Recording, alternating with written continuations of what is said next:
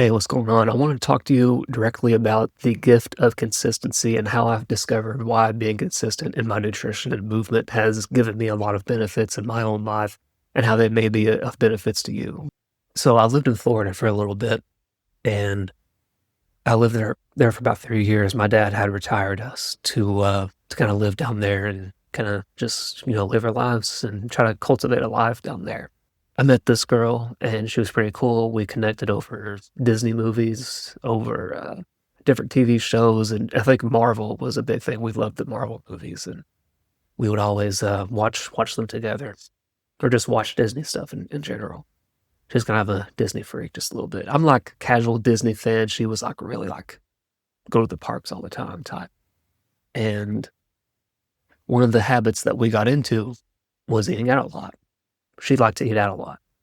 I didn't, but I wanted to spend quality time with her, and so I traded that. I traded my eating more at home. I mean, we didn't really see each other that much. I would have liked to had a home cooked meal together, but we would always just eat out. We broke up. I broke up with her because I was not courageous enough to tell her that I did not really want to have pets in the future. She did. She loved dogs. I'm not a dog person. I like the dog we have, my sister's dog, but I'm not a dog person. She didn't take it well, of course. And so that those habits cascaded as I was single. I kept eating out. I kept being inconsistent with my nutrition. And I ended up moving back home with the parents. And that's when all that mess happened, with just finding ourselves uprooted.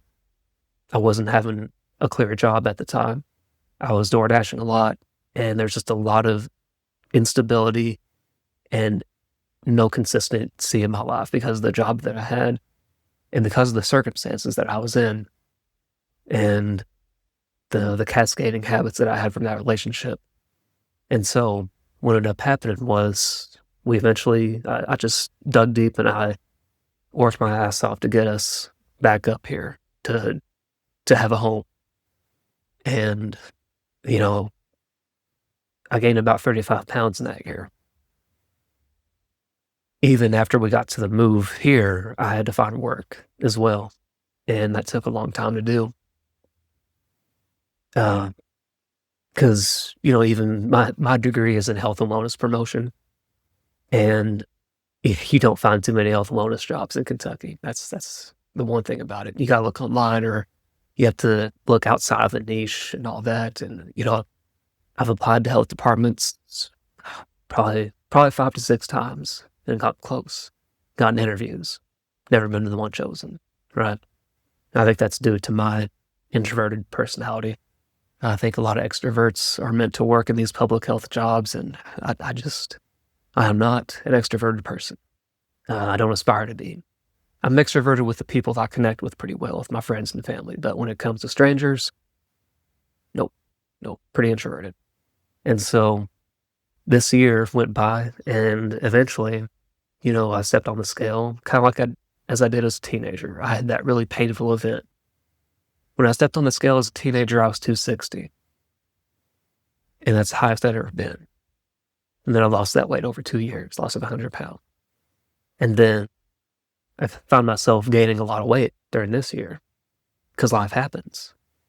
And you're going to find that life's going to happen to you. You may find yourself in patterns of just instability, of inconsistency, of something always happening to you, right? I had that belief too. But what I had to understand is that yes, there were, real life circumstances that were out of my control that I had to sit with and understand, okay, these are my constraints. And there's a model that I use to coach people with, or that I will use in the future, called the COMB model, which stands for capability, opportunity, and motivation towards a behavior that you want to change. And the behavior that I wanted to change was my inconsistent eating habits. I was still eating out. I was still not giving a shit what I put down in my body. And that's coming from someone that talk about this stuff like it's a religion at this point. But life happened. My opportunity to be more healthy was taken away from me because of my time, my energy, and my resources were low. I had to work my ass off to get us up here, and even while here, I had to help support myself and my bills and all my payments and all that. And it was just an unstable time because of my life circumstances. I had the skills, I had the capability, I had the knowledge. It's like not a knowing problem, it's a doing problem, like a lot of people have. And I guess the motivation wasn't really there either. So I was missing the opportunity, the time and the energy, and the motivation, which was like, what's the point? Why? I mean, I already lost my weight, even though I'm back up to 200. It's fine. Is it though? So I did the pretty cliche thing. So we moved in September of that year. And then September to December, I was like, yeah, whatever. We'll just go find work and do whatever. I was still doing DoorDash and Uber Eats at that time. And that's, puts you in the proximity of fast food and you just want to eat because you're around it. And then what ended up happening is, New Year's rolls around. Yeah. New Year's resolution. What's it going to be, right? You probably had some. I never really had any. I mean, I had some and I was like, yeah, whatever, but I was really curious about how I could overcome this weight gain again without having to do the, the keto that I did as a teenager. So what I had to discover was I had to recommit to some kind of consistent eating pattern. I had to make things regular again. I can't just have whatever I want. Because if I have whatever I want, I will not be in a calorie deficit. And I will not lose fat. I won't lose weight. That's why I love preaching to people, and it is preaching at this point, that you got to have consistent nutrition and consistent meals if you want to lose weight. You have to have things planned out a little bit, not so much that you're totally strict and totally dogmatic about it, but you got to have the same foods in your house so that you have something to go towards. And that's essentially what I did. I did that along with alternate day fasting, which I did a full breakdown for beginners just recently. Actually, just yesterday. I filmed it yesterday.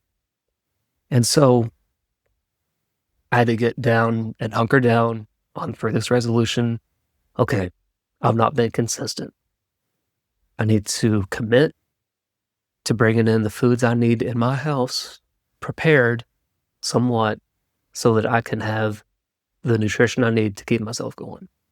And I also need to commit to some kind of schedule that I can fast. And I chose alternate day fasting, which is, you eat breakfast, lunch, and dinner one day, and you fast the whole day the next day until dinner. So about 20 to 24 hours. And you create a weekly deficit doing that. And it worked. I lost 30 pounds the next year because I ended up just sprinting, which was like dieting for 2 to 3 months. I think 2 months at the maximum. I would lose about 15 pounds in 2 months and then maintain, be at a plateau and just not do anything, not really care. I was still trying, but I wasn't really trying. And then I would recommit to doing alternate fasting for another 2 months in the year, another 15 pounds gone. So that's how I lost 30 pounds in a year. I didn't do it all at once. I didn't do it incrementally. I kind of sprinted for 2 months, took a break, and then sprinted for another 2 months, and then maintained, And that's why I value consistency so much, is that I felt the pain and I had the experience of what inconsistency gave me, and what an unstable lifestyle gave me. And I had to understand, okay, it's not about just knowing another cheat code. It's just like getting back to what you've always known, which is just having repeatable, consistent meals in your life to be able to do this, to be able to lose fat. Now, one mistake I'm going to touch on about alternate day fasting, was not having a consistent resistance training routine, moving the muscles. I didn't do that. And I lost some muscle mass because of that. My body composition became whack. I became skinny fat. Lost weight, but I was still like having love handles and having some fat around the man boobs and all that. So that's a lesson I had to learn, right? And so I may speak on that in another video, but at the end of the day, you got to be painfully aware of where you're at.